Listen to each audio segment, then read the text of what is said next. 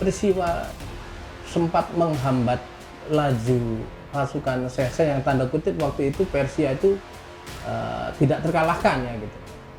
Itu sempat membuat keguncangan, artinya moral bangsa Yunani naik ya, semangat oh kami bisa ngelawan Persia begitu.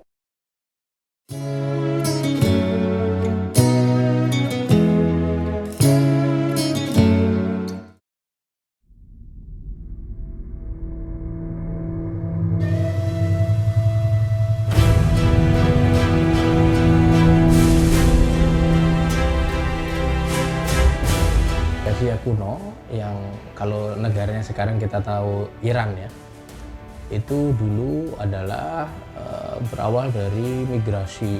Jadi Sentral Asia atau Asia Tengah ini yang sekarang itu adalah gabungan dari migrasi dari mana-mana,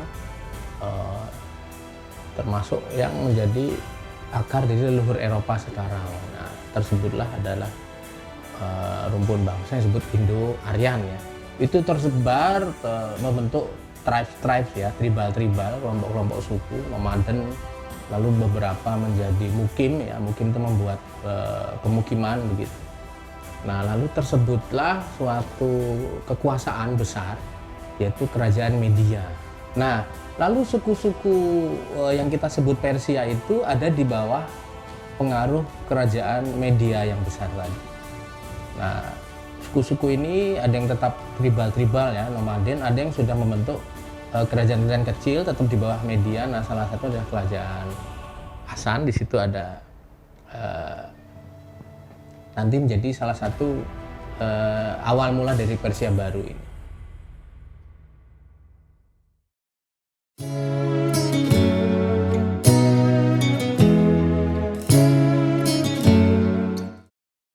Tersebutlah tokoh yaitu Cyrus the Great ya, atau Cyrus yang Agung. Itu dari kelompok Persia ini yang di bawah kerajaan Media. Itu memulai karir dari bawah, walaupun memang cucu dari bangsawan dari kerajaan tersebut. Nah, lalu dengan modalnya itu dikenali oleh rakyat, bisa mempersatukan suku-suku Persia tadi, tribal-tribal itu, lalu bersama-sama bisa mengalahkan bangsa Media. Ini sekitar 500 sebelum Masehi ya, Cyrus the Great. Nah, uniknya bisa jadi ketika mengalahkan kerajaan Media ini, yang kalah tidak dibantai gitu, tapi diampuni lalu dirangkul, bahkan dimasukkan dalam pemerintahan baru ini gitu. Nah, hal-hal kemanusiaan, hal-hal kelembutan hati ya, tapi juga tegas dalam membangun pemerintahnya, tegas dalam konteks ideologi ya. Kenapa lalu dia Cyrus the Great ini meluaskan juga wilayahnya dalam konteks meluaskan pengaruh ideologi bangsanya ini kan gitu. Nah, itu diawali oleh tokoh, nanti kita akan bahas lebih detail selanjutnya, itu adalah Zoroaster.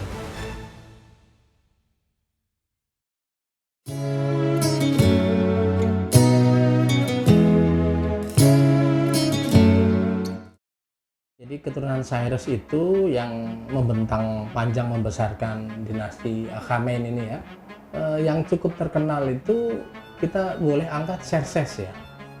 Xerxes ini terkenal kenapa? Karena kita semua pasti sudah nonton film Hollywood yang judulnya 300 tentang Sparta ini.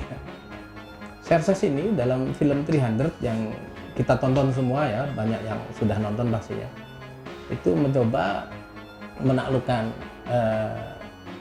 Greek, menaklukkan Yunani, tapi dihadang oleh suku bangsa Sparta yang bagian dari bangsa besar Yunani ya. Ternyata hanya dengan 300 itu bisa menahan laju serbuan Xerxes ini. Tetap akhirnya kalah, tapi sempat membuat keguncangan, artinya moral bangsa Yunani naik ya, semangat, oh kami bisa ngelawan Persia begitu. Lalu juga keguncangan di dalam internal Persia sendiri, loh kok ada peristiwa kita menghadapi 300 bisa tidak sukses langsung gitu. Nah, setelah Xerxes lalu ada beberapa raja. Nah, di era Darius III itu pasca itulah Alexander the Great masuk dari Makedonia ya. Di mana letak khusus Makedonia kita belum tahu, tapi salah satu negara di Yugoslavia ketika pecah ada yang menamakan negaranya Makedonia. Nah, apakah dari situ atau dari Yunani Kepulauan begitu ya, kita para sejarawan juga masih belum sepakat.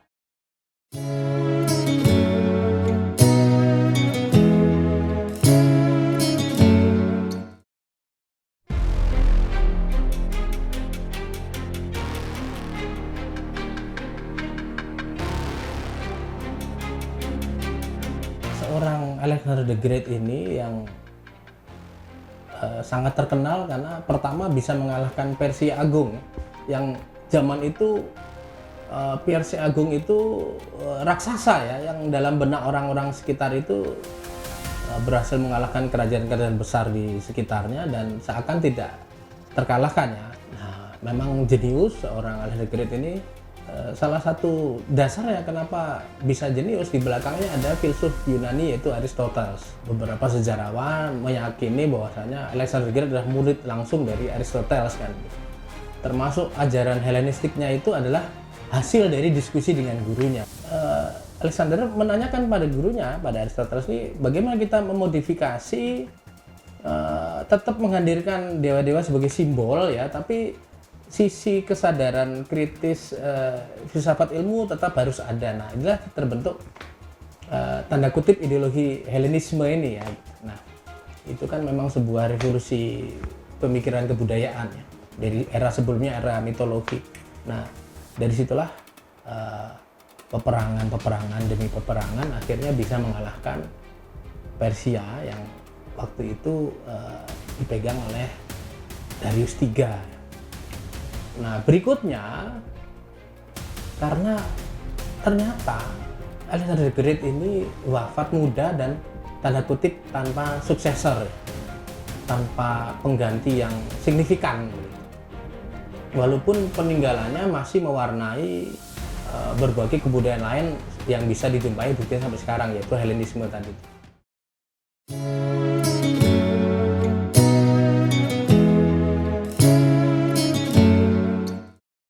Nah, begitu pula di tanah Persia Agung yang semula sudah dibangun oleh dinasti Achaemen ini, dimulai oleh Cyrus the Great, bubar jalan ya, pisah lagi jadi kekuasaan kecil-kecil, jadi tribal-tribal, jadi nomad-nomad, jadi pengungsi-pengungsi begitu.